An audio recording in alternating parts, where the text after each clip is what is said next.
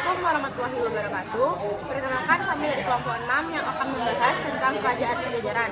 Dengan saya sendiri, Marsha Ananita Guna. Saya Arya Alfiano.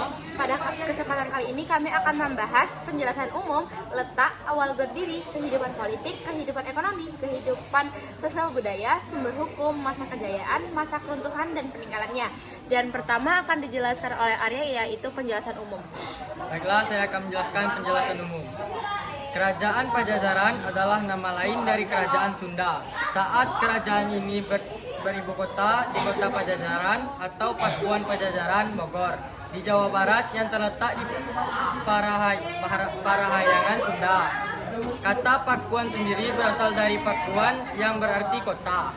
Beberapa catatan menyebutkan bahwa kerajaan ini didirikan tahun 923 oleh Sri Jaya Bupati, seperti disebutkan dalam prasasti Sanghayang Tapak 1030 Masehi di kampung Pangcalik dan Bantara Muncang, tepi sungai Cicateh, Cibadak, dan Sukabumi. Tak Kerajaan Pajajaran. Lokasi pusat dari Pajajaran terletak antara Sungai Besar dengan Sungai Tanggerang. Disebut juga Ciliwung atau Cisendeng yang sejajar. Lokasi Pakuan merupakan lahan daratan yang satu sisinya terbuka menghadap ke arah gunung Pangarangwa, Terbing, Ciliwung, Cisadena, dan Cipaku merupakan pelindung alamiahnya. Awal berdirinya pada masa kejatuhan Prabu Kartabumi,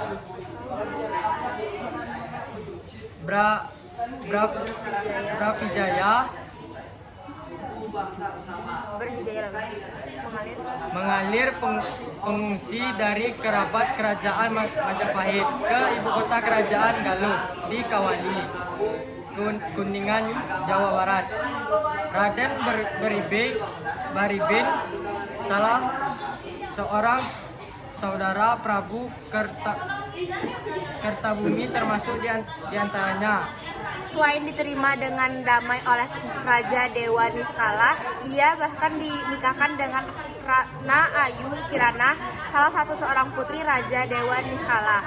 Tak sampai di situ saja, sang raja juga menikahi dengan salah satu keluarga pengungsi yang ada dalam rombongan Raden Brimbin. Pernikahan Dewa Niskala itu mengundang kemarahan Raja Susuk Rangzal dari Kerajaan Sunda. Dewa Niskala dianggap telah melanggar aturan yang seharusnya ditaati. Aturan itu dikeluarkan sejak peristiwa Bubat yang menyebutkan bahwa orang Sunda Galuh dilarang menikah dengan keturunan dari Majapahit. Nyaris terjadi peperangan di antara dua raja yang sebenarnya adalah besan, yaitu Raja Jayadewata dan putra Raja Dewa Niskala adalah menantu dari Raja Susuk Tunggal.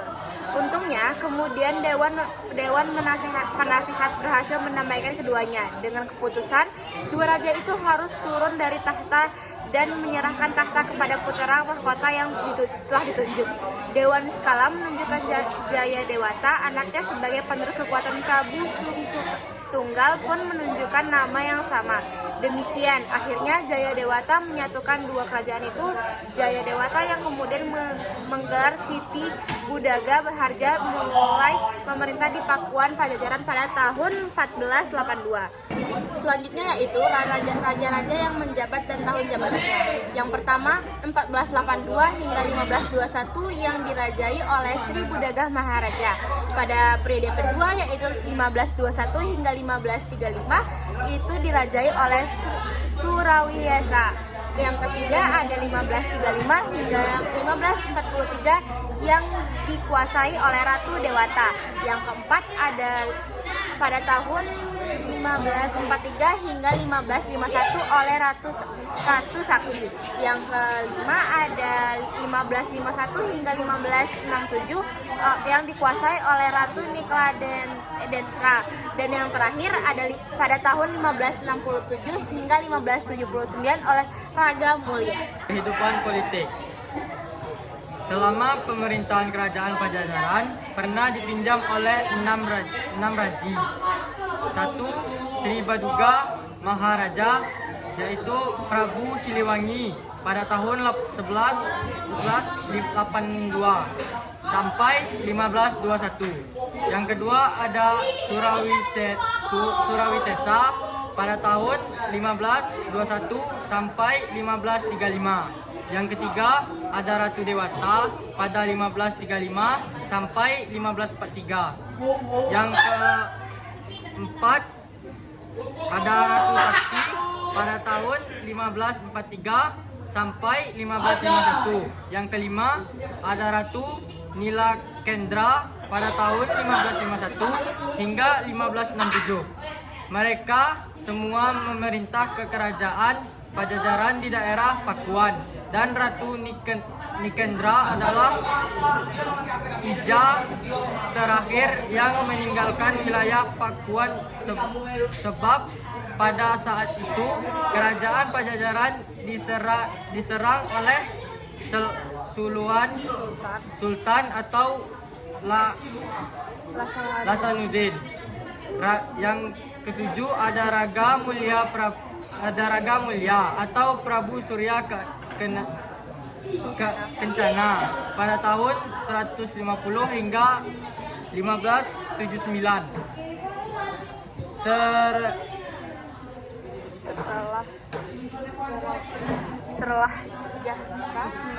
Setelah jasa pemerintah di Pakuan, kerajaan Pajajaran mengelilingi pusat kencanakan di wilayah Pandeglang. Di Pandeglang, Pajajaran dipimpin oleh survei raja bernama Raja Mulia, dan Raga Mulia ini merupakan raja terakhir di kerajaan Pajajaran yang memerintahkan pada tahun 1567 hingga 1569. Dikenal juga sebagai Erbu Surya Kencana. Dan selanjutnya ada kehidupan ekonomi. Kehidupan ekonomi dalam bidang ekonomi, kerajaan Sunda Pajajaran telah lebih maju daripada masa Iurumagara.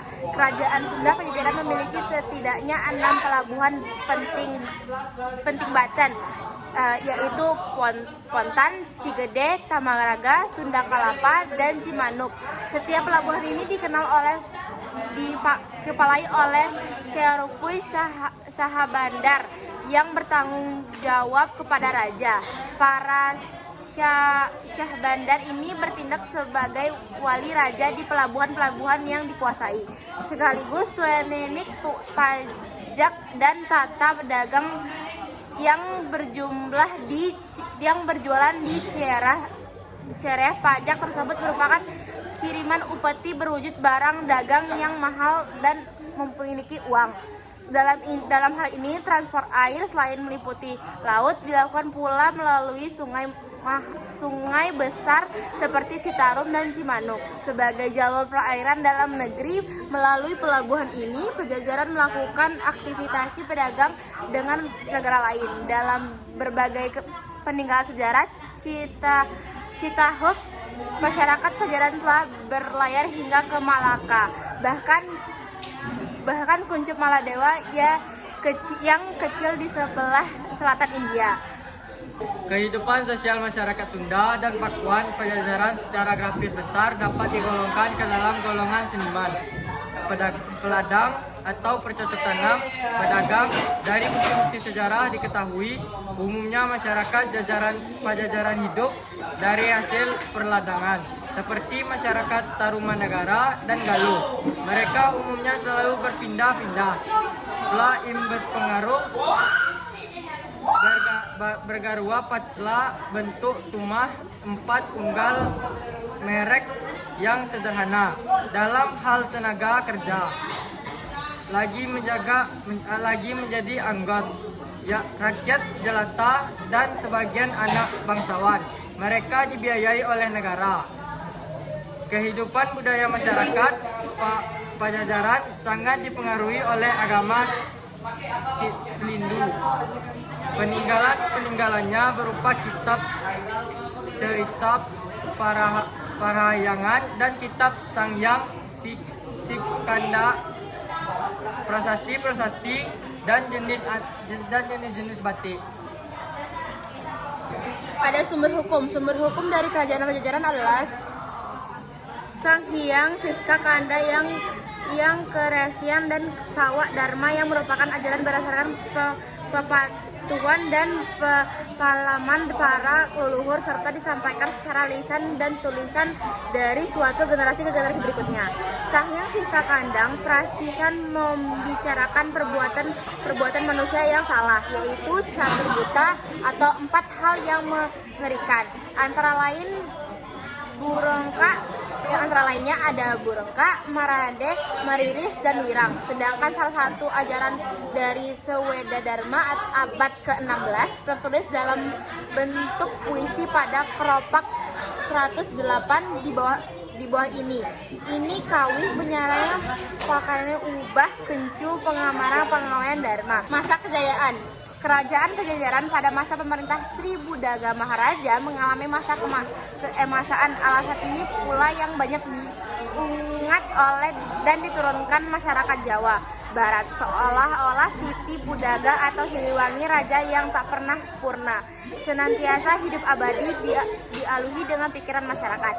Membangun Pajajaran di masa Sri Budaga mengangkat seluruh aspek kehidupan tentang pembangunan spiritual dikisah dalam cerita Parahyangan. Masa keruntuhan kerajaan Pajajaran terjadi pada akhir abad ke-16 karena semakin kuatnya pengaruh kerajaan Islam seperti Cirebon dan Banten. Wilayah kekuasaan Pajajaran semakin menyempit dan kekuatannya lemah. Pada tahun 1579, Kesultanan Banten menyerang ibu kota Pakuan dan berhasil menguasainya. Selain itu, perbedaan agama dan melemahnya ekonomi juga membuat kerajaan tidak stabil. Akhirnya, Pajajaran runtuh dan digantikan oleh kerajaan-kerajaan Islam di Jawa Barat. Mungkin sekian yang bisa kami sampaikan. Kami tutup dengan wassalamualaikum warahmatullahi wabarakatuh.